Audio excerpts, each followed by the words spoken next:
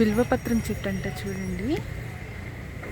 ఈ చెట్టు బిల్వపత్రం, వేప, రాగి చెట్టు 3 చెట్లు కలిసి ఉన్నాయి అన్నమాట. మన హనుమాన్ టెంపుల్ దగ్గర అన్నమాట. అది చూడండి 180 degrees హనుమాన్. జై శ్రీరామ్.